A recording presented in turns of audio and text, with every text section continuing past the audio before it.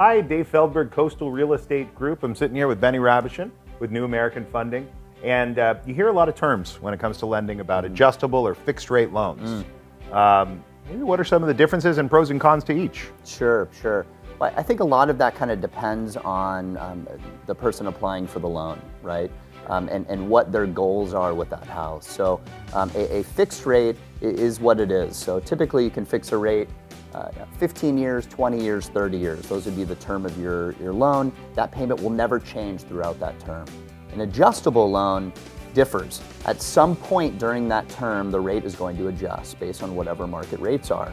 So someone that typically is doing an adjustable loan is probably one of your seasoned homeowners who doesn't see themselves maybe in that house for a very long time. So for example, one of the adjustable loans is a 7-year fixed.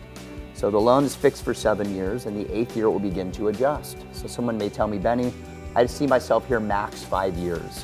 I'd rather take advantage of an adjustable loan. And the reason for that is typically the interest rates are much less than a fixed rate. Sure.